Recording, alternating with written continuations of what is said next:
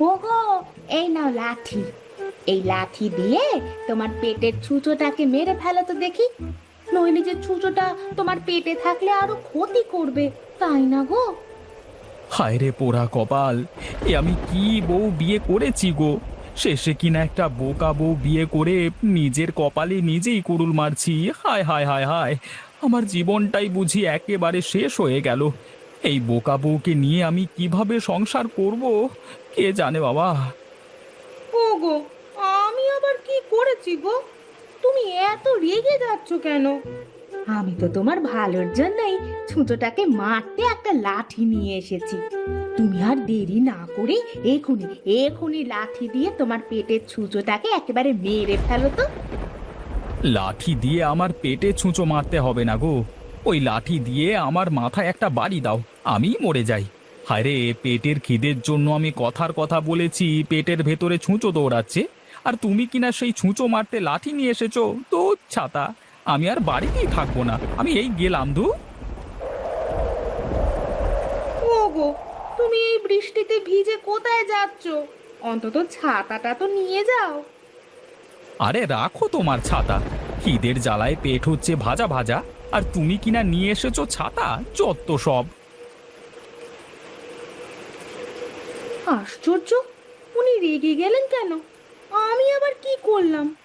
আমি তো তার ভালোর জন্যই লাঠিটা নিয়ে এসেছিলাম, কিন্তু সে কিনা আমাকে ভুল বুঝলো।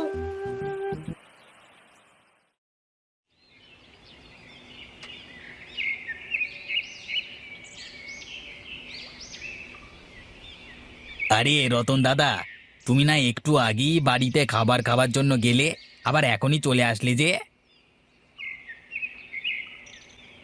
আর বলো না দাদা, এই বোকা বউকে বিয়ে করে পড়েছি এক বিপদে।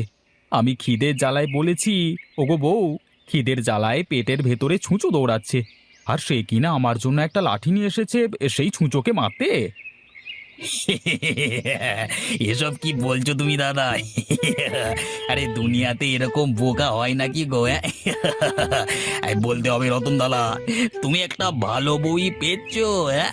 আর ভালো বউটা হলো বোকা। আরে হেসো না দাদা, হেসো না। তুমিও যখন এরকম একটা বোকা বউ পাবে, তখন হারে হারে টের পাবে যে বোকা বউ নিয়ে সংসার করা কি জ্বালা। তোমার মতো অত বোকা আমি নই যে একটা বোকা বউ বিয়ে করে ঘরে আনবো, বুঝলে?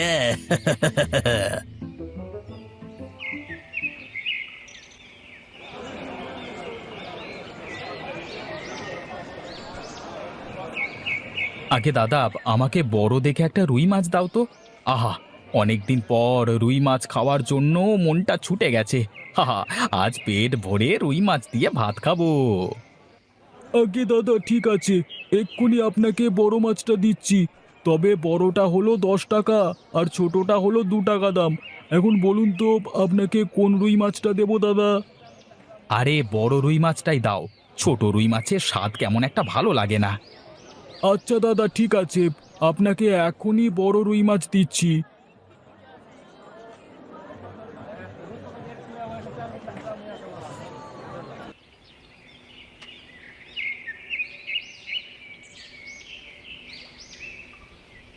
বউ, বউ, এই নাও বড় রুই মাছ। হ্যাঁ, যাও যাও, রুই মাছটা সুন্দর করে রান্না করো। আর শোনো, রুই মাছটা একটু দেখে শুনে রান্না করবে, বুঝেছো? বুঝে শুনে রান্না করব? আচ্ছা ঠিক আছে, আপনি কোনো চিন্তা করবেন না। আমি দেখে শুনেই রুই মাছটা রান্না করব। দেখবেন আপনার খুব পছন্দ হবে। আচ্ছা ঠিক আছে, ঠিক আছে, এখন তুমি জলদি করে যাও, মাছটা আমাকে রেঁধে দাও তো। আমার যে অনেক দিন ধরে রুই মাছ খেতে মন চাইছে।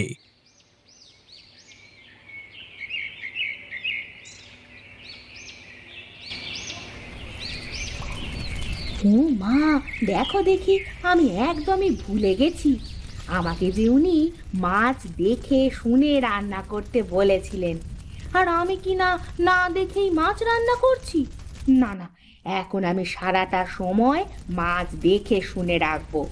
দেখে শুনে মাছ রান্না করতে তিনি আমাকে বলেছেন। হুম। আরে, অনেকক্ষণ তো হয়ে গেল মাছের দিকে তাকিয়েই আছি। এবার বুঝি মাছ দেখে শুনে রান্না হয়েছে। এখন যাই, ওনাকে মাছগুলো খেতে দিয়ে আসি। আজ উনি নিশ্চয়ই অনেক খুশি হবেন। ওগো, এই নাও তোমার বড় রুই মাছ। আমি কিন্তু আজ মাছের তরকারি দেখে শুনেই রেঁধেছি। এখন তুমি খেয়ে দেখো তো কেমন হয়েছে। আচ্ছা ঠিক আছে বউ, তুমি অপেক্ষা করো। আমি এখনই খেয়ে দেখছি তোমার হাতের রুই মাছ রান্না কেমন হয়েছে, বুঝলে?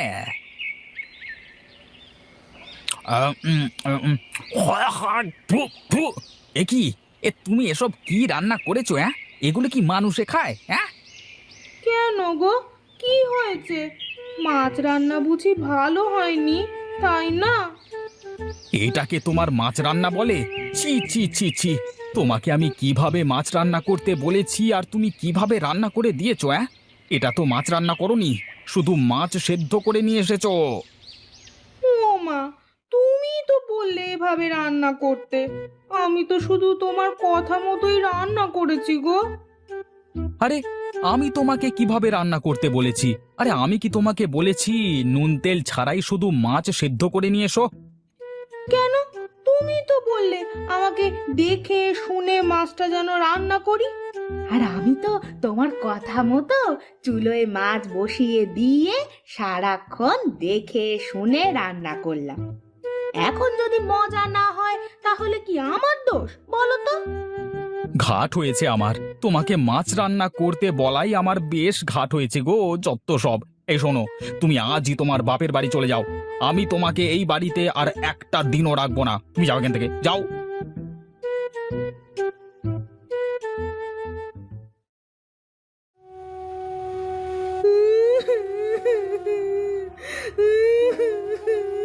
ওগো, ওগো, তুমি আমাকে ছেড়ে চলে যেতে পারো না গো।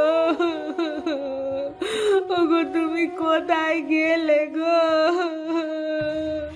আমি আমি তোমায় ছেড়ে বাপের বাড়ি যাব না গো।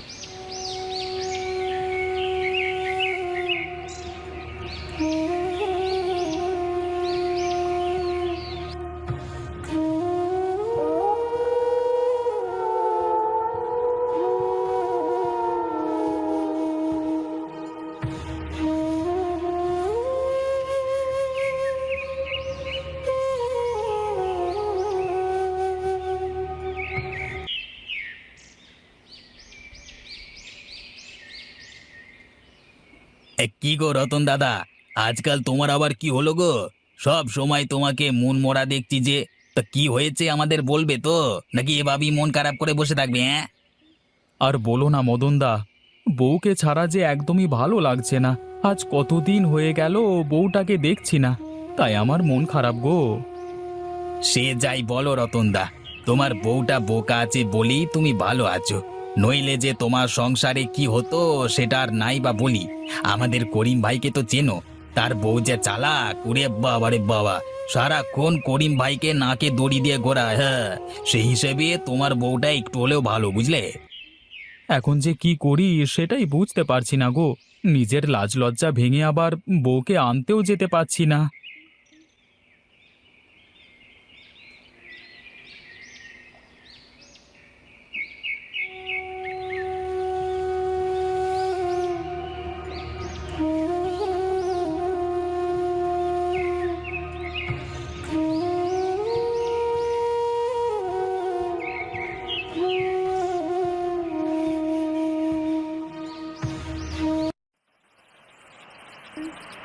এই যা, বৃষ্টি যে শুরু হয়ে গেল।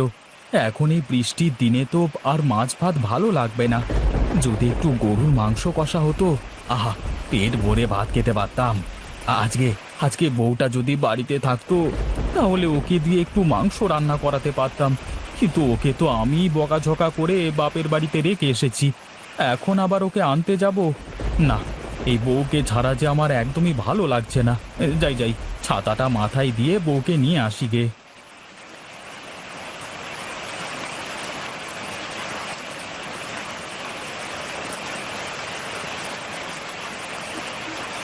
আরে দেখো দেখো, কে এসেছে! আমাদের জামাই বাবাজি এসেছে। ওরে, কোথায় গেলি? জামাইকে ঘরে নিয়ে আয়, বৃষ্টিতে ভিজে তো একাকার হয়ে গেছে। ওগো, তুমি এসেছো?